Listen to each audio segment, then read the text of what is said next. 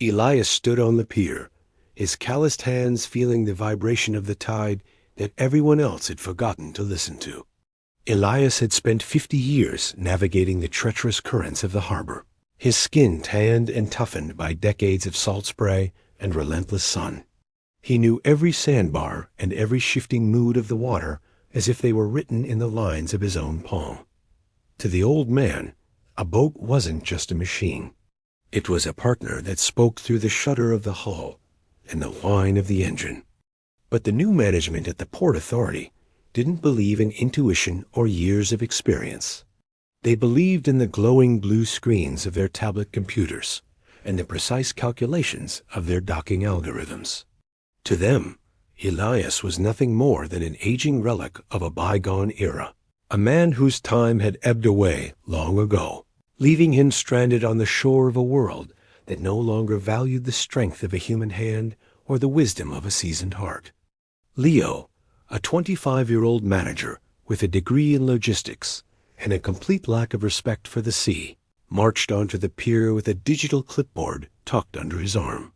He looked at Elias's vintage tugboat, the Sea Wolf, with a mixture of amusement and disdain, seeing only the peeling paint and the outdated manual controls. Leo announced that the port was transitioning to a fully autonomous docking system, and there was no room left for dinosaurs who insisted on steering by the stars instead of GPS. He told Elias that his contract was being terminated immediately, and that he should spend his remaining years in a rocking chair instead of bothering the real professionals. Elias didn't argue. He simply touched the rusted railing of his boat one last time, feeling the pulse of the engine that had never failed him, and walked away into the shadows of the warehouse district. Retirement was a silent, suffocating room that Elias couldn't seem to escape, no matter how many times he walked to the shoreline to watch the ships pass. He sat in his small apartment, the air smelling of old tobacco and regret, listening to the news reports about the modern harbor revolution. The city celebrated the efficiency of the new systems, while Elias felt the sharp ache of uselessness growing in his chest like a slow-burning fire. He had spent his life protecting this harbor, guiding massive vessels through narrow channels during storms that would make a young man's blood turn to ice. Now, he was told his protection was a liability and his knowledge was a nuisance. He watched his hands shake slightly as he poured his morning coffee, wondering if the world was right, if he truly was just a broken machine that had been replaced by a faster model. Every morning, Elias would visit the local diner, where the retired sailors gathered to complain about the changing times, but even there, he felt like a ghost. The younger workers from the port would come in for lunch, laughing about the old-timers who still thought you could smell a storm coming before the radar picked it up. Elias would sit in the corner booth, nursing a single cup of black coffee, watching the world move faster and faster until it felt like he was standing still. He saw his friends give up, selling their tools and their memories to the highest bidder, but Elias couldn't let go of the Sea Wolf. He had spent his meager savings to keep the old tugboat docked at a private slip, paying the fees just to know that his partner was still floating, waiting for a call that everyone said would never come.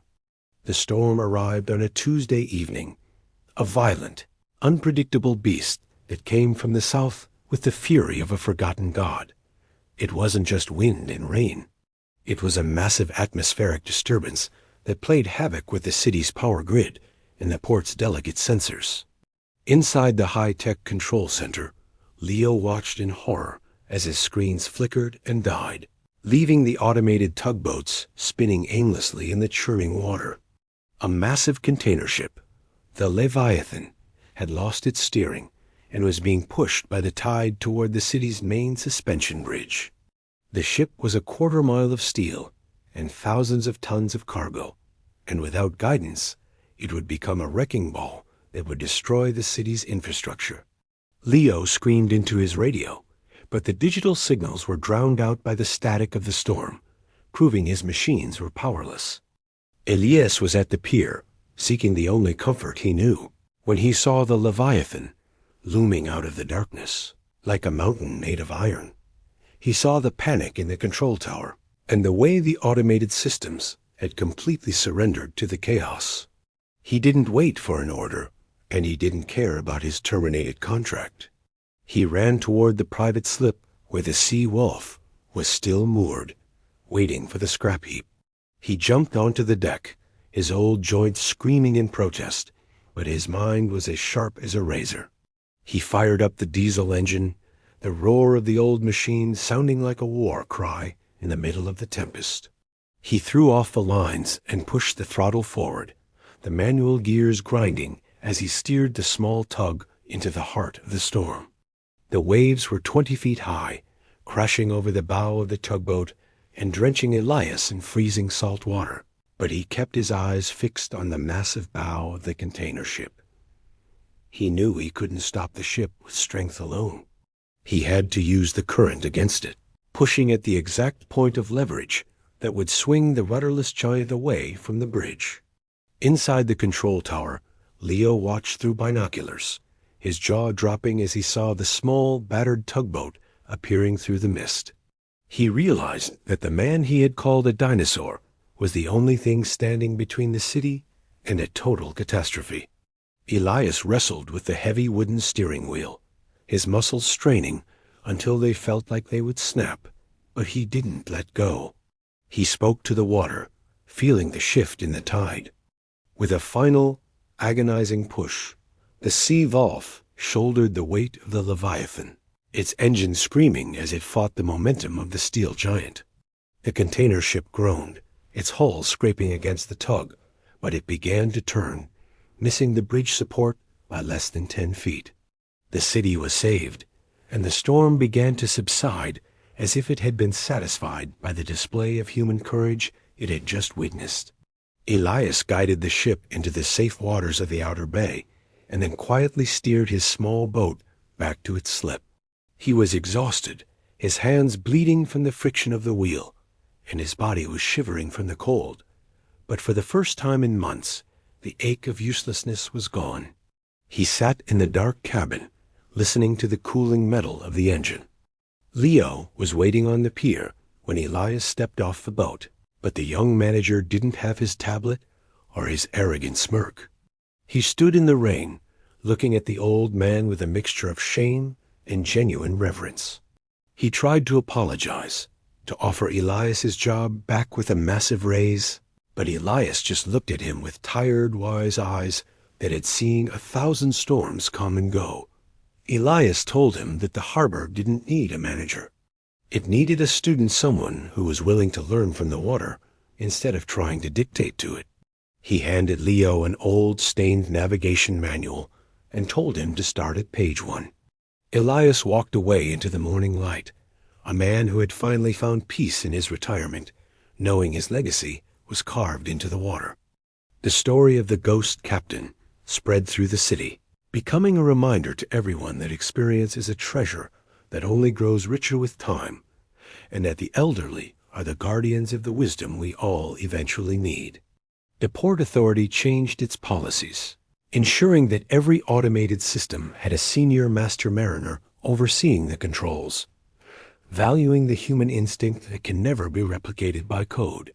Elias didn't return to work full-time, but he spent his afternoons at the pier, teaching the young sailors how to read the wind and how to listen to the heartbeat of their boats.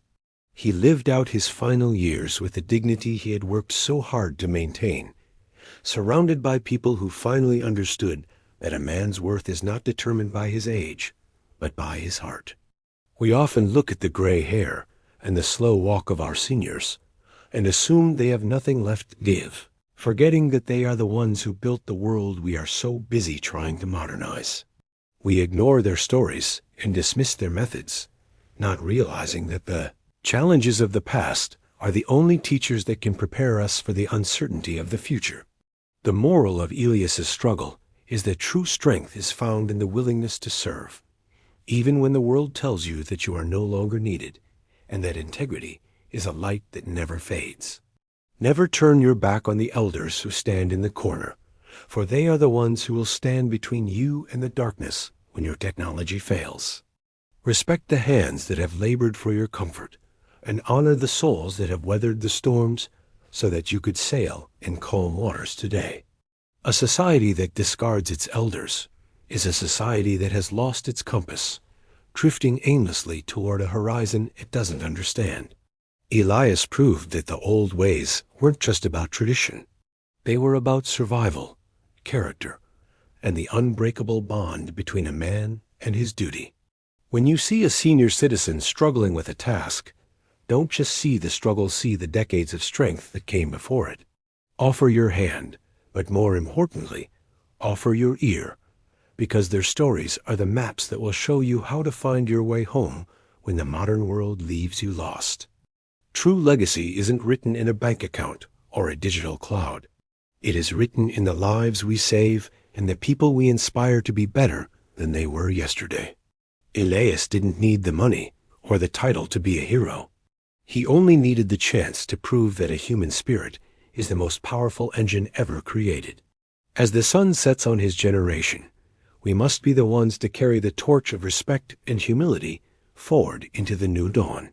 Remember the name of the man who saved the bridge, and remember that every senior you meet has a bridge of their own that they have defended with everything they had. Let your life be a tribute to their hard work, and never let the noise of the new drown out the music of the old. In the end, we all become the stories we leave behind, and Elias's story was one of triumph, resilience, and the ultimate victory of wisdom over arrogance. He showed a young manager that a diploma is just paper, but a scar is a lesson, and that true leadership is about protecting those who cannot protect themselves. As the harbor continues to grow and the ships become larger and more complex, the sea wolf remains in its slip, a silent sentinel and a symbol of the man who refused to be forgotten. Let this story be a hope for every retired worker who feels the weight of invisibility, reminding them that their value is eternal and their strength is still needed in a world that often forgets how to be brave. The harbor is quiet now, the digital tugboats humming as they go about their automated tasks, but there is always a master mariner on the bridge, watching the horizon with a steady eye. They have learned that technology is a tool, not a master, and that the ocean will always belong to those who respect its power and its mystery. Elias's spirit lives on in every young sailor who pauses to check the wind instead of the screen, and in every manager who treats their staff with the dignity they deserve. We are all passengers on this journey of time, and if we are wise, we will let the timekeepers guide us through the dark. Walk with honor, work with pride, and never let anyone tell you that you are too old to make a difference. As Elias sat on his porch for the final time, looking out at the sparkling blue of the harbor, he saw a group of young sailors gathered around the Sea Wolf, listening to a veteran instructor. They were touching the wheel and feeling the manual levers, their faces full of wonder as they heard the tale of the night the dinosaur saved the city. Elias smiled, knowing that the chain of knowledge had not been broken, and that the future was in good hands, because they finally understood the past. He closed his eyes and felt the gentle rhythm of the earth, a rhythm that was exactly the same as the one he had followed for 70 years. He was no longer a ghost. He was the foundation, and the foundation was solid. The moral of this story is a call to action for every generation to bridge the gap between the speed of youth and the depth of age. It is a reminder that we are at our best when we combine the tools of tomorrow with the character of yesterday. If you are young, seek out the masters and learn their secrets before they are lost to the silence of time. If you are old, do not lose heart, for your finest hour may still be waiting for you in the middle of a storm you haven't yet seen. Together, we can navigate any current and survive any gale, as long as we remember that respect is the anchor that keeps us all from drifting away into the cold. Let us celebrate the hard workers, the drivers, the guards, and the janitors who have given their lives to the service of others, often without a single word of thanks. Let us see the beauty in their tired faces and the power in their steady hands, and let us vow to never let them feel invisible again. Their struggle was our success, and their sacrifice was our safety. Tears of hope are not just for the suffering. They are for the joy of being recognized and the triumph of being heard. Stand tall, for your story is far from over, and the world is finally ready to listen to the truth you have carried all these years. Finally, remember that time is the ultimate judge, and it always sides with those who use it to build something that lasts. Elias used his time to build a reputation of integrity, and that reputation saved a city when all the modern gadgets in the world failed. Your hard skills and your hard work are the currency of a life well lived, and they will never go out of style. Be proud of the grease on your hands and the soil on your boots, for they are the marks of a person who truly contributed to the world. The verdict is in, and the message is clear. Character is king, and wisdom is the only pilot that can lead us safely to the shore. If you have been moved by the story of Captain Elias and his fight for dignity, share it with someone who needs to be reminded of their own worth. Let us create a wave of respect that reaches every retirement home, every factory floor, and every quiet apartment where a senior is sitting alone. Let them know that we see them, we honor them, and we need them more than ever. The harbor is wide and the sea is deep, but we are all in this together, and the light of hope will never go out as long as we have each other to hold on to. Thank you for your service. Thank you for your stories, and thank you for showing us the way.